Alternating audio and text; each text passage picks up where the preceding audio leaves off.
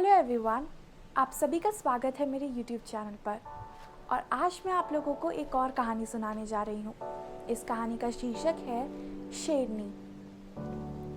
तो बहुत समय पहले की बात है, एक जंगल में एक शेर रहता था। वो उस जंगल का राजा था। उसकी एक बीवी थी, शेरनी। उन दोनों के 2 बच्चे भी थे। शेर बहुत ही शांत और अच्छे स्वभाव का था, लेकिन शेरनी बहुत ही घमंडी थी। किसी से अच्छे से बात नहीं करती थी और उसे अपनी पावर का और अपनी पोजीशन का काफ़ी घमंड था। जब वो जंगल में जाती थी तो फिर किसी से भी वो बात नहीं करती थी। सामने से अगर कोई जानवर आता तो उसको देखकर मुंह फेर लिया करती थी। वो अपने बच्चों को भी कभी भी किसी जानवर के साथ खेलने नहीं देती थी। हमेशा कहती थी कि बच्चों, इनके साथ मत खेलो। इन जानवरों की तुम्हारे साथ खेलने की कोई औकात नहीं है। तुम यहाँ के राजा और रानी के बेटे हो। तुम लोग इनके साथ बिल्कुल नहीं खेलोगे। वो कभी भी किसी से ढंग से बात नहीं किया करती थी। एक दिन जब शेरनी अपने दोनों बच्चों के साथ बैठ के खाना खा रही थी, तो पास की एक झाड़ी में से एक सांप निकल के आता है, जो कि रेंगता रेंगता उन दोनों बच्चे को खाने का प्लान बना रहा होता है। ऊपर से उड़ते हुए एक ईगल ने उसको देख लिया। शेरनी को नहीं पता था कि पीछे से एक सांप आ रहा है, लेकिन उस ईगल ने उसे देख लिया।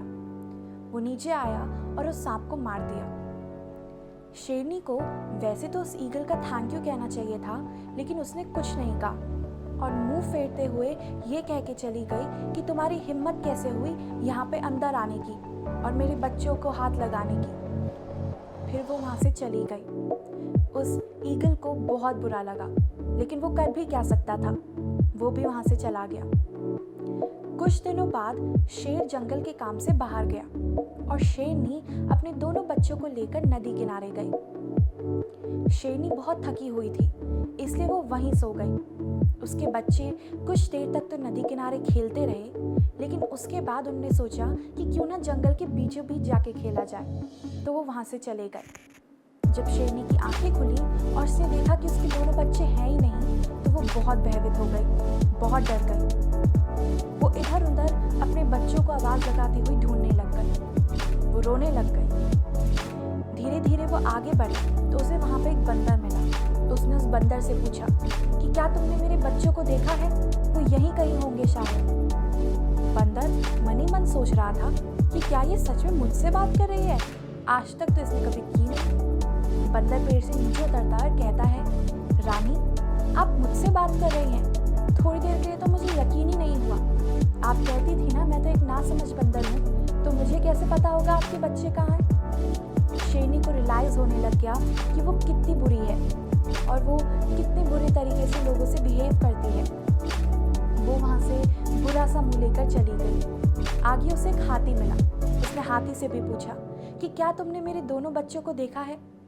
हाथी ने भी कहा, आपने तो कहा था ना मैं एक नासमझ पागल जीव हूँ, तो मुझे कैसे पता होगा भला? वहाँ से हाथी भी चला गया।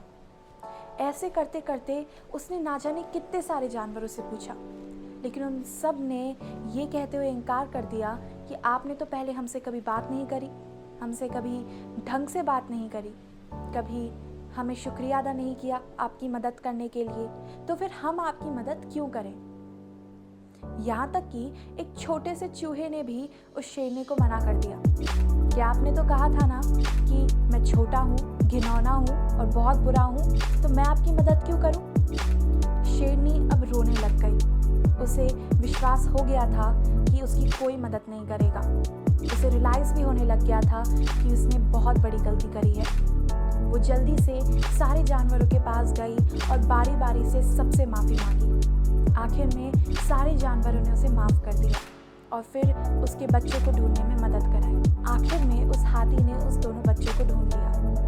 उसके बाद शेर, शेरनी, उसके 2 बच्चे और जंगल के बाकी सारे जानवर हमेशा खुशी खुशी रहने लग गए। तो हमें इस कहानी से ये शिक्षा मिलती है कि हमें कभी भी घमंड नहीं करना चाहिए। अपनी पावर का, अपनी पोजीशन का हमें कभी भी घमंड नहीं होना चाहिए। हमें सबको रिस्पेक्ट देनी चाहिए, उनसे अच्छे से बात करनी चाहिए, क्योंकि बुरे वक्त में हमें नहीं पता कि कौन हमारे काम आ जाए। इसलिए सबके साथ एक अच्छा व्यवहार रखना, उनके साथ एक अच्छा नेचर रखना बहुत ज़रूरी है। Thank you.